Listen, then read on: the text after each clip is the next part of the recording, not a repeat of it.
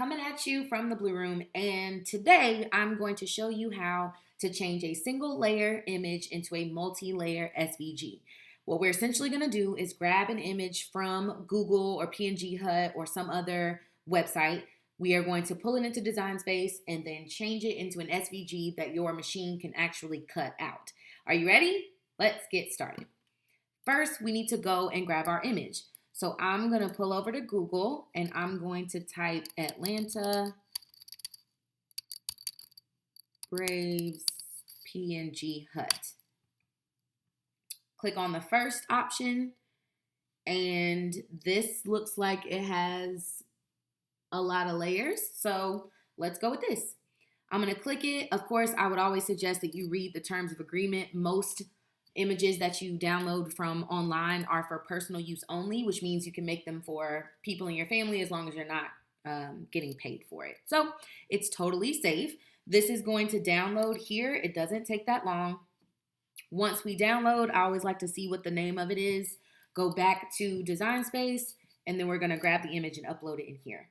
So I clicked on upload. I'm going to go to upload image, browse, and then go to wherever your download save. Nope, none of those are it for me. Oh, there we go. There it is. Okay, so I'm going to go to open. Honestly, I don't know the difference between simple, moderately complex, and complex. I'm sure I can read them and try to figure this out. But I typically always go with complex just because it mentions having fine detail, and I like to be as, precise as possible. Now, when we are pulling this into Design Space, the goal here is to create a layer for each of the colors that we see. I'm going to zoom in and show you a little more of what I mean. So if you can see these boxes telling me that the background is transparent, the backmost layer is going to be this white one. Now, typically when I'm uploading multiple colors, I always like to start with an image that is completely blank so that I can have a guide. It'll be usually like plain black or plain white or something like that. And that keeps all of my other layers with a guide point. So I'm going to go ahead and click apply and continue. And you see how it comes up as a completely solid image? That is what I want.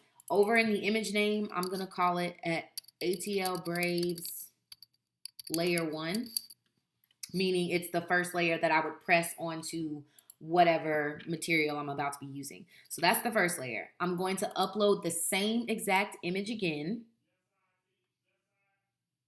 Same image again. But this time, still click complex, but this time I'm going to get rid of some of these layers, the backmost one that I already have, which would be the white one. So you see when I clicked on the white layer, everything went away, but remember, there's a white piece in the middle too. So now we have only our dark blue layer that we're going to need as a print and cut. So I'm going to press apply and continue again. And notice that my A is a little bit smaller. This clearly shows me that I have decreased my image in size, which means I've decreased the layers. So I noticed that there's a little black piece here. So I'm going to click back and clean that up a little bit. It's kind of hard to see, but I'm assuming it's somewhere around here. So I'm going to go grab the eraser and just, clean up around there. I'm going to press apply and continue, and now it's gone. So click the cut image. This is going to be ATL Braves Layer 2, meaning I would press this second on my material, upload that, and now I go and grab the final most layer. Grab the same exact image as before, and now we're going to get rid of the white and navy layers. I'm going to zoom in a little bit, click on white, click on navy. Oh, okay, so now on this navy layer, you see how there's a remaining outline around there, and we want to get rid of the white one too. Everything but the red should be behind. Now there's an outline, and if I go to apply and continue, that outline will still be there. I don't want that for this particular project. However, this is very helpful if you plan on using only 2 layers. This way I would upload this cut file, and then I would be able to weed out the pieces that I need and don't need, and everything is already kind of done for me. But in this case, I just need the red layer by itself.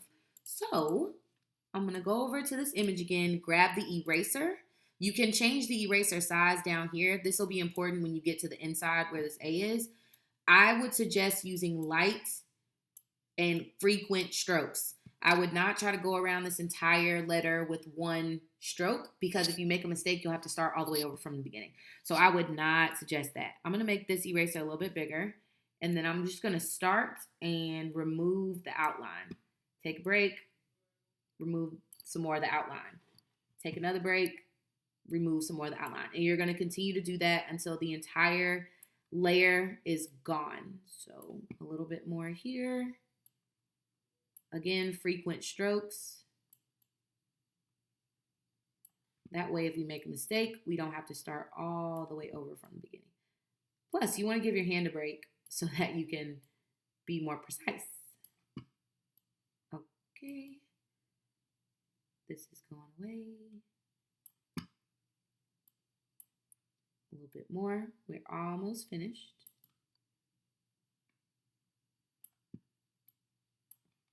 Hold up a little. We're on the home stretch, team. All right. Gone. And gone. All right, then I'm going to press apply and continue. Check on the cut image to make sure all of my layers have disappeared. Yay, looks great.